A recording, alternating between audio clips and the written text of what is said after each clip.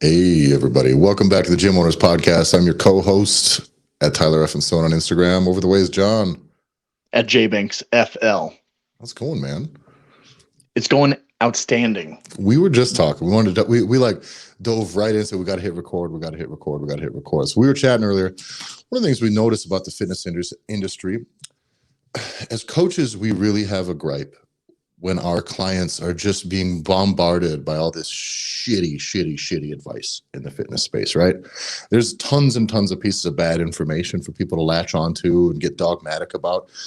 As a fitness coach, you see it all the time in your clients, right? Well, I heard carbs were bad, or I heard that carbs were okay, or I heard that I should be taking this and shouldn't be taking this, or, I heard that running makes you fat, lifting weights, you know what I mean? We're constantly diffusing this just terrible advice that gets flown out, or at the very least, irresponsible advice that's not taking into account the actual situation that someone's dealing in, right? It's just catch-all general advice, right? Yeah, I had kids that when I was working in like the gym at the school, and I got a bunch of high school kids trying to talk me into like why they should start doing like volume overload training and 10 sets of 10 and like Germanic volume. I'm like, German volume training. I'm like, okay. Yeah, like 18-year-old kids. Like, do I need to take hormone boosters? It's like, probably not, because you're fucking 18. What are we talking about here? Right. So, but what I found is as I started making my way through the gradual progression of someone who ends up in the fitness business as a gym owner and then consulting, is you start to kind of move from one level to another.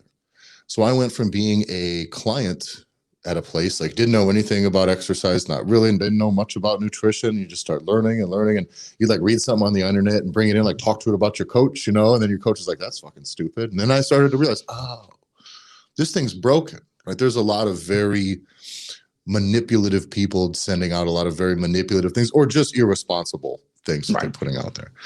And that, I get it. They're preying on people who don't know anything, right? In as far as your general population client.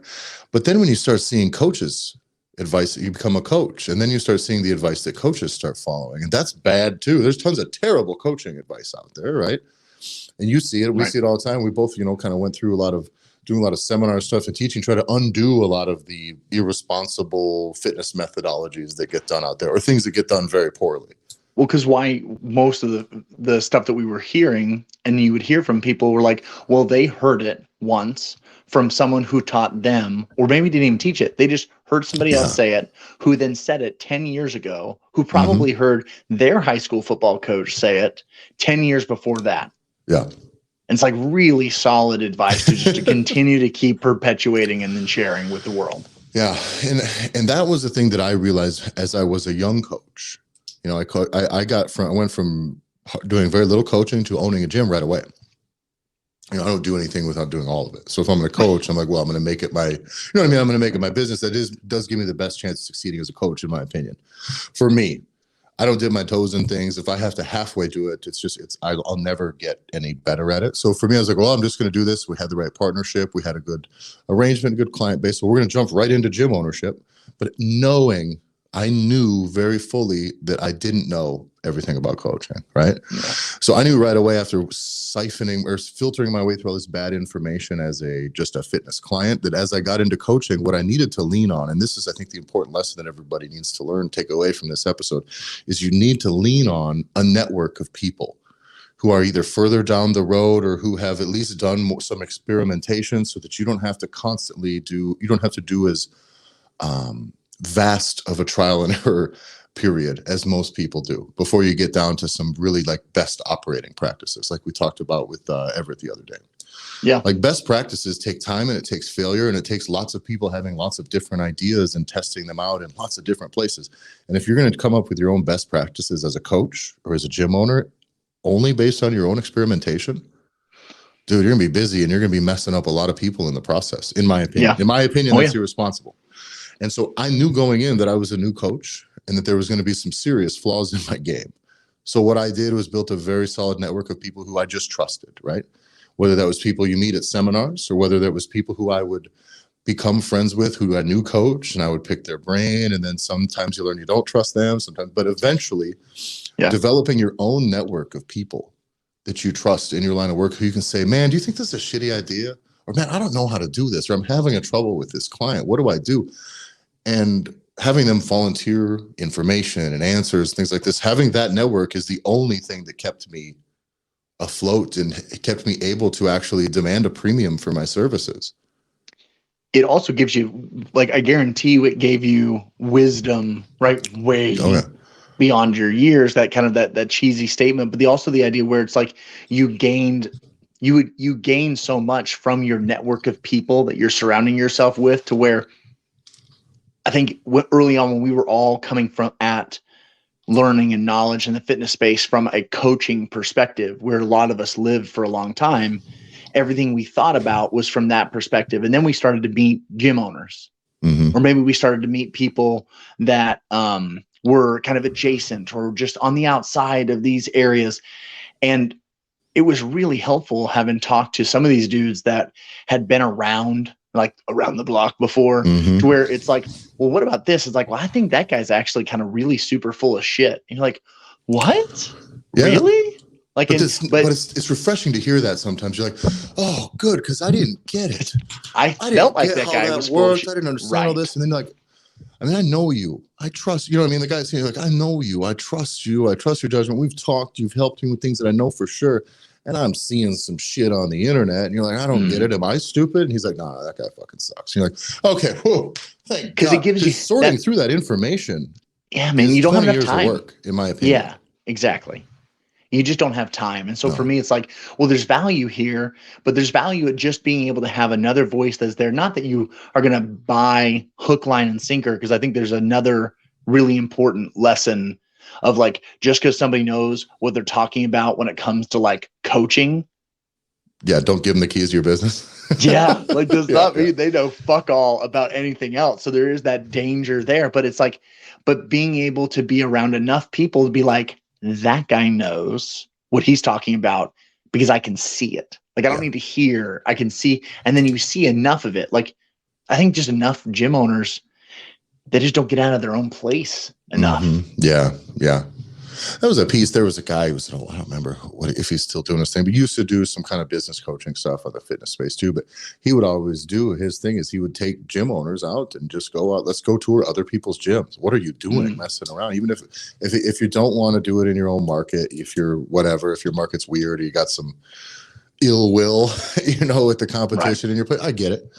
Then you need to get out and experience some other people's facilities and ask them, as you have, if another gym owner walks into your gym and wants to ask you questions about your gym and maybe drop in on one of your classes or something, you should be kind of stoked.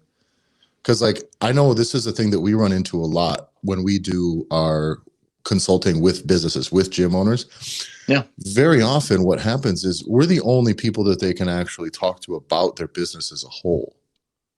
And that's the truth, is they're like, I can't come in, I can't go to my employee meetings and deliver the whole thing and everything I'm trying to do and where I need them to move and them to change. And they can't. And what it turns into is like, you need to have more people who are a little closer to that level, to the level that you're on, so that you can really speak and get some good ideas. And if you don't have a network of people that are your peers within your industry, then find some that aren't. My business mentors right now, and that I've had over the past few years, what is it? 75% of them are not in the fitness industry. And thank God. For sure.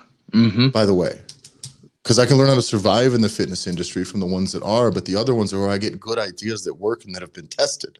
Because the fitness industry, no matter what everybody says, it is still inherently, it's large scale, and it still is a lot based on bad, shitty information and confusing people. And it's not ideal. And everybody's looking for a piece. I'm very suspect of anyone that comes around being like, hey, want to be helpful. Like, you're not being overly helpful. Like, go fuck yourself. What you want to do is you want to sell me something in 3 months if you're good at this. Yeah. You want to sell to me something in 2 days if you're bad at this. And the reality is like, it's and for me, it was, I got tired from our position, Tyler, where you and I were, or I got tired of being looked to as the person with all the answers to all the things. Yeah.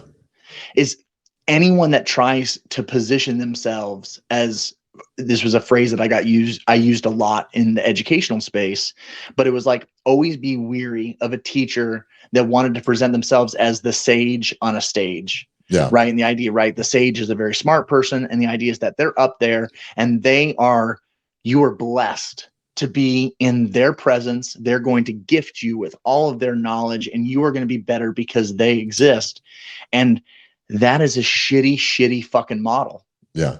Well, and oftentimes what those things are is they're parlor tricks. And by the way, there still is quality information that can be gleaned from that. No doubt. The issue is the whole package in the end is more about a power dynamic and about, you know what I mean, than it is about anything else. Dependence, power dynamic, and you knowing that you don't know anything. Right. That was the thing. We hope that we want to make sure that with our network is people don't come away confused. They should come with clarity, like, aha. And not just like, oh, I think I know how this thing kind of works. It should be like, I see very far ahead now. I see how this works. I see how this benefits me. I see how I can use it. I see blah, blah, blah, blah, blah, blah, blah. It's not a fix in a vacuum to a problem that isn't really relevant to everything else that you've been dealing with. This is, again, we talk about doing things in sequence. You should be a good coach and be delivering good information on your gym and good coaching and things like that on the coaching floor.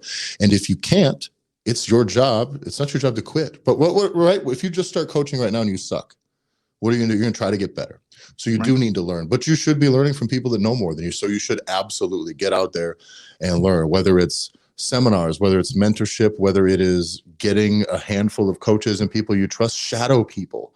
The idea of doing work for nothing, like in your trade, like learning your craft, a little bit of shit, putting a little bit of in for nothing is such a lost art, in my opinion. Yeah. I think there is so many coaches that I would follow around for a week and help out. You know what I mean? That I would, if I needed to learn, there's numerous spots in my business, my life, and different things where that's how I would go about it. You know what I mean? I would go in and I would start doing that. So when I built kind of the network, is I just started reaching out to people who I trusted. And as a coach, it made me a better coach.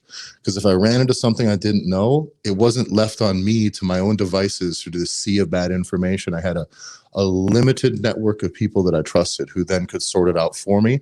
And I could always lean on them for that stuff. And that helped a lot. And with gym owners, you guys know the type of advice that you see when you look out on the internet for solutions to the types of problems you have. What is it? Leads, ads, you know what I mean? It's all the stuff that all they're doing is telling you the things that you don't understand. And they're saying them in ways that you understand even less, so that you know that you're stupid and that they're smart.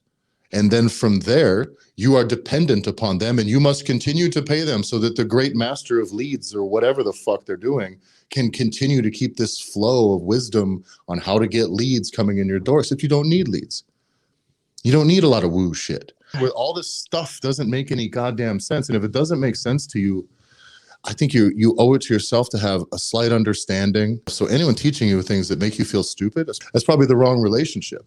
And when we talk, what we're trying to do here with this program and the network we're building on Facebook and the things we're trying to do, I want people to understand and see the gaps and see the problems with their model. And I really need them to see that, like, your group class only model, you need to see it through 100 different gym owners who we'll talk to over the next year. We'll talk to 50 to 100 gym owners over the next year, as well as our own conversations. So we're going to be laying it on pretty thick, and you're going to hear a lot of them who are going to go, yeah, then I realized that I just couldn't fucking feed my family by only coaching group fitness for $120 a month. I couldn't do it. And if I did, I was never going to send my kids to college, or I was never going to build myself a legacy that they could stand on and that they can do the things that they want to do without 10 years of hardship before, and that's the things we want people to be able to build. And so that way, it's not just us saying this, that, oh, this doesn't work because model, blah, blah, blah, and things you don't understand that fly over your head. It's like, you get it now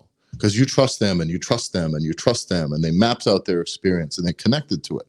And I think that is what underpins everything that we're trying to do here. It's for us to really deliver that thing. I want an understanding and a fucking actionable plan forward for how this can help you. And that is how we deliver value. We could confuse you about business talk all year long, and you'd be like, I guess I just need to pay them because I think I'm dumb. That's not what this is. You're smart and you're extremely compassionate, and you've taken some big, huge fucking risks to get into the place you're in as a coach, as a business owner, and you got big fucking balls, whether you're male or female. But I think that this thing now is about You've done this far, you've done it, you know it, you can figure this out, and you have the ability to, with your services, push this whole thing forward. We just want to decipher all the bad information and let you find parts of your model, your client base, your strategy. You can see those things mirrored in some of these conversations we have and some of the successes that other gym owners have. And you can just jump in on them yourself now, and you can know, oh, this guy does all the things I have, all the problems I have. He did this and it worked. Then you can try. It's not just me and you talking. No, it's me talking. I talk a lot, don't I, John? Was that a rant? Great. I ran. No, it was a beautiful. I blacked out. I'm sorry. I'm back.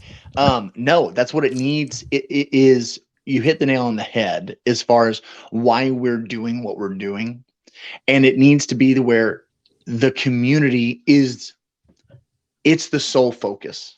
Yeah. Right. The focus is to cut through the bullshit, to allow easily information to be able to pass more easily amongst gym owners. Because the fact is, yeah, you should get away from your gym. You should go and travel. You should go to one place here. You should go to a gym in Europe.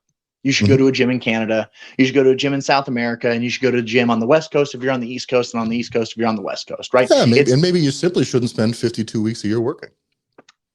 But you're not going to be able to do those things, right? All those things are great, and those are wonderful ideas, and I think that that's great, but it's not actually grounded in reality. Not right now. And so what's the best first step? And you and I hear so often, right? People that have limiting beliefs, or they find there's reasons. Everyone's got a reason for why it won't work. Mm-hmm. I can't work. Oh, I don't have time. I don't have this. I don't have that. And it's, we have to get everyone the ability to get to that first step as fast as they can. Yeah. And the best way to do that is there are goods and bads, pros and cons of social media. Mm-hmm. And Zoom calls and all different types of things. But a massive pro is being able to connect with people that are similar to you and then doing it the right way. And that is, we got a message the other day. From someone that said, I finally feel like I'm smart again. Mm-hmm. Yeah. Like all the business advice, all the coaching advice that this coach was getting was making her feel stupid. And she's not. Exceptional coach. By the way, I had messages from people who were coached by this person. And it's like, oh, it's so great that this person's doing this. I mean, this is like, so crushing it on the coaching side of things, but all the information they're getting that's being packaged towards this coach is like to make them feel stupid. It's to talk over them, baffle them with bullshit. That's what this is. They're going to baffle you with bullshit. And in the business industry, like on the business side of things, you can't be making decisions when you're confused. You know, that's a really, really, really rough way to go about it. I think that one of the main reasons, though, that we need this network here is because for us to build your trust, we either already know you, so we have it, I hope. And if we don't, this system's, us talking about it more often isn't going to do it. What we need is, first off, for you to understand the place that lots of gym owners get to. And they all end up kind of in a few of the same places. And so we're looking for these patterns amidst these conversations that we're having. And once you realize that you're in that place, now what you need is, we're not going to just sell you a solution here. You know what I mean? I don't want to just sell you a solution, tell you that you suck and sell you a solution. We need proof of concept. So what we do in here is there's plenty of opportunities. We've built a community. You will see people who are in your situation because you've heard them talk. You've heard them map out their business. You've seen them take some of these steps, and then we want their successes to be shared into the Facebook group. We want these things to exist so that everybody can see, because proof of concept is the key. Does it work? And what is work? What is success? Like, what is your metric for success here? Is your metric for success, is it just money? By the way, that's okay. Right? Like, is your success like, finally I can pay my bills and I can pay myself and I'm not behind on my bill? I have hope that I'm going to be able to turn my financial situation around over the next year. Is that success? Then good.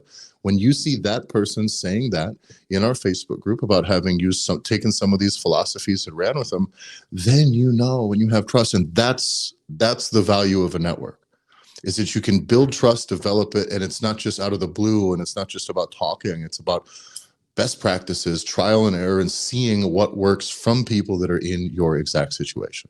We are really, really driven and dedicated to get this thing to exist. So in order to do that, someone's got to be the tip of the spear. Mm-hmm. So someone's got to be up here shampooing their beards and talking every day is what we do. And it's what we do. But we want to be able to start asking the right questions and start providing the solutions that we have seen that works, because everything that you ever see us do, and it keeps me grounded of what we want to do next. But everything you see us do is modeling what we want to see from other gym owners that are in our community and what we want to see from our community. So we want to see, right, questions, wins, victories, losses, struggles, whatever it is. There's a reason why I've kicked 2 people out of the group already. Yeah. Because guess what? They're not gym owners. Yeah. Walk. So we're curating the group on purpose to keep it being a safe spot, so that gym owners no longer, and we've talked about this before, but it's like we saw what happened when gym owners felt like they were by themselves. Yeah.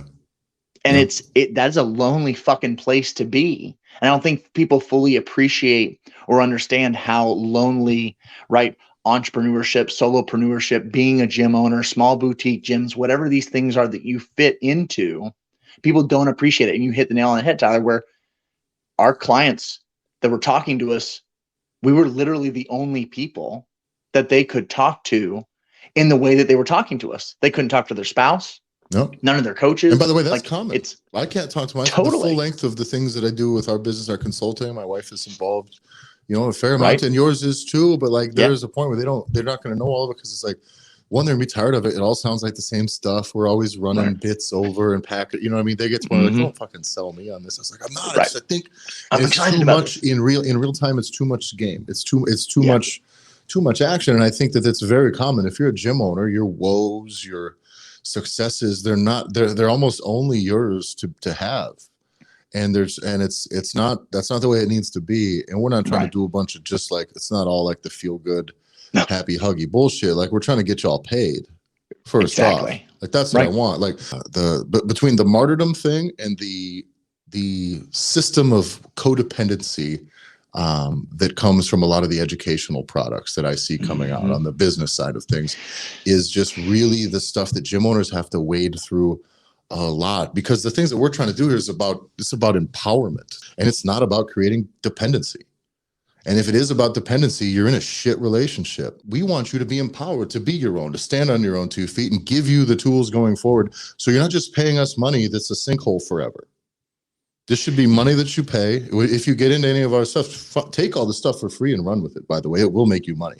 You can tinker with some of these things in a vacuum and it will make you money. It's just better as a whole package. I think there's a lot more work to be done on your business that you do from within the course. But at the end of this, you're standing on your own 2 legs, and you haven't been given the tools. You've earned the tools, and you've done the work, and you've earned the skills within your business and developed an understanding of your business, how to really take it to the next level. And then you don't owe us shit. Yep. That's great. Like, that's the way it is. Like, just get off the teat. It's crazy. It's always this endless thing. And for some people, it's about being hungry for information. But I think you should be making sure that the information you're consuming is actually helping you achieve the things you want to achieve. Not just think you know and not apply. I think I know, and you're just feeding that thing, and then everything else sits stagnant, because it's a thing of non-action. It's inaction, sitting there, quote unquote, learning, and not having it feed anything back into your system. It's not learning. You're killing time. You're doing something else. It's a diversion at best. Oh, without a doubt. And it's something that I hit on all the time, which is the idea of, we get so comfortable in a state of learning and being professional learners that we need to learn all the time. Yeah. And it's like, dude, it is time to now be doers. Yeah. And we're going to do the fuck out of some things here that we know are so accessible. And that is the piece where we're like, listen, this is not because we're super smart. No, and it's definitely not because we're good looking. If you're seeing the video, there's nothing here for anybody. There's a reason why we Jesus. hide the videos behind The video's not on YouTube the for a reason. Facebook, the wall. Like you have to, it's the reason we do it that way is so that we can make sure that everything that we are giving you access to, that you can do, crush with, and then run with and make your own, because we have made the mistake in the past, right?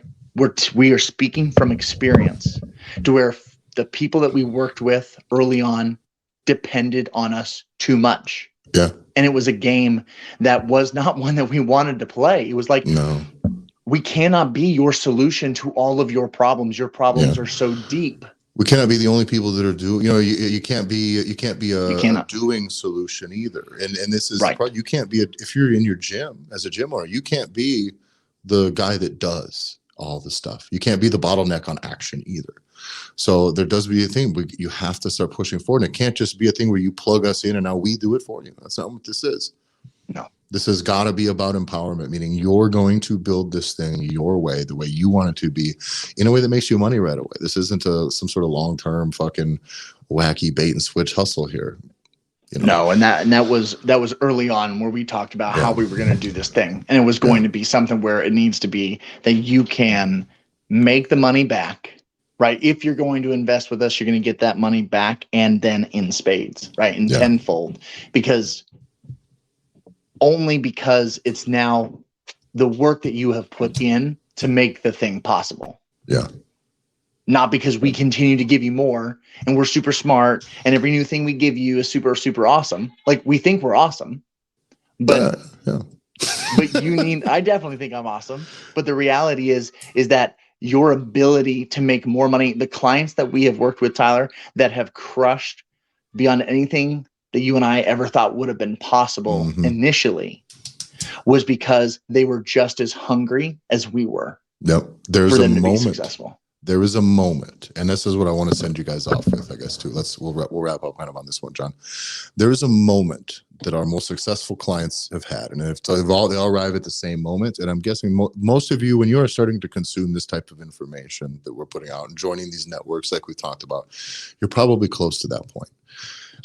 There's a point, John and I both reached this at some point in about the last year or two. And I think we see a lot of coaches that have done the same thing. The ones that had the most success reach this point as well. Whereas they just decide, it's not that they've had enough. It's not that it's about disgust or move on. There's just a moment where they go, I want to destroy this thing. I want to absolutely crush this thing. This needs to be like, no more kind of doing it.